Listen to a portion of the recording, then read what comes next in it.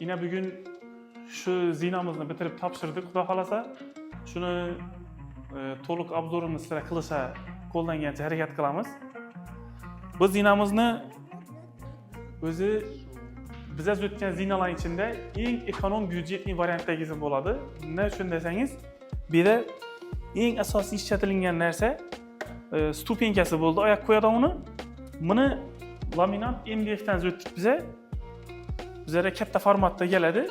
Biz shuni kerak razmerga kesib, moslab, butun etib qo'yib beramiz. Buni qalinligi 32 mm bo'ldi, 3 cm dan sal qalinroq. Usti 100% laminatni o'zi oppoq, hech qanday kraska ham laqam sapilmadi. O'zi tabiiy, fabrichniy shundan yaxshi narsa. Yuzini oq kraska urildi, lekin o'zini qo'shish uchun oppoq bo'lib turibdi yana. Keyingi ko'zatadiganimiz perillasi bo'ladi. Buni ham 100% MDFdan o'tdik. Stoykamiz 10 santiga 10 cm bo'ldi. Tachonkamiz 5 cm 5 cm bo'ldi. Qo'l tutar 8 cm bo'ldi. Bular hammasi ichi MDFdan, yuzi krashinli, kraskalangan, oppoq kraskaga bo'yadik, pol matoviy sveta. Bu yerda biza 21 dona stupenka qo'ydik. Buni kraskalarini Valresa firmani kraskasidan ishlatdik. Valresa firma bizlarga o'zini kraskasini 10 yil garantiya beradi. O'zini kraskasi, ya'ni o'zi aytganning retseptda o'tsak, necha kilo kraskaga, necha kilo rastvoytel solib, o'zini aytganini yap o'tsak, 10 yil garantiya beradi. Sarayib ketmasligini, o'zini o'zi chatnab ketmasligini. Bu yerda meni masalan oyna bo'lgandan keyin oynadan quyosh tushadi. Quyosh tushgan narsalar ko'pincha sarayadi. Bizda bu nada, bizning sharoitimizda, klimatimizda yashiradigan narsa emas. Shularni hisobidan biza sal qimmatroq bo'lsa ham sifatli ishlatganmiz. Ertaga bugun uy egasi tazini ko'rib o'tirsinlar. Shuning bo'ldi. Astan dafa yurib kelaversak, bu yerda greta 4 dona stupenka figurniy bo'ldi. Qolganlari, ben 2 tam bor figurniy. 6si figurniy bo'ldi. Qolganlari tekiz, 4 burchak. Shuning bo'lib keldi bu. Biberlarni ham gelishtirib, 2 stoyka qo'yib, bir-biriga mahkamlab berdik. Zo'r bo'lib chiqdi. Bu tarafda balkon. 5 metrlik balkon qo'yildi.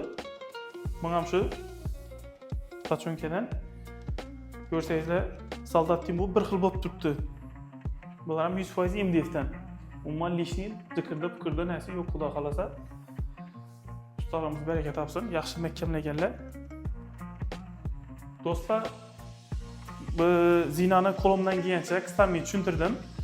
Keyin shunning zina qidirib yurgan do'stlaringiz yoki uyda remont boshlab qo'ygan qarindoshlaringiz bo'lsa, bu videoni tashlab qo'yinglar. Ular ham bemalol ko'rib chiqib, bizlarga kanalimizni shapkasidagi telefon nomeri yoki bo'lmasa videoni tiyindagi nomeri telefon etsa, xohlagan vaqtda o'zini qiziqtirgan ma'lumotlarni so'rab olishi mumkin.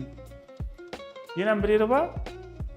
Sizlarga faqat stupenkasi kerak bo'lsa, oyoq qo'yadigan yeri faqat stupenkasini ham qilib beraveramiz. Bu perillasini xohlasangiz damirdan, xohlasangiz nержавейкаdan, ili hozirgi zamonaviy xohlagan bir usulda qilishingiz mumkin. Biz stupenkalarni har xil materialdan ishlab berishimiz mumkin. Bu laminat masalan eng arzoni, keyingisi krashinning bo'ladi, tap-takiz, ichining gladkiy bo'lib chiqadi, tap-takiz bo'lib. Keyin shpondan bo'lishi mumkin. Shpondan 3-4 xil bor. Oreh sveti bor, yasin sveti bor, keyin dub sveti bor. Do'stlar, bizning kanalimizga obuna bo'lib qo'yinglar. Shuning sifatli ishlarni kuzatib borishda birinchilardan bo'lasizlar, xudo xolasa. Keyin bizning Instagram profilimiz bor. Bu yerda qisqa videolarni tashlab boramiz. Kundalik ish bo'lib turganlarni istoriya, reels formatda tashlaymiz. Instagramga obuna bo'lib qo'ysangizlar, undan ham birinchilardan bo'lib xabar qilib borasizlar, xudo xolasa. Do'stlar, videoni sho'racha ko'rgan bo'lsangizlar, sizlarga rahmat. Keyingi videolarda ko'rishguncha, xo'sh.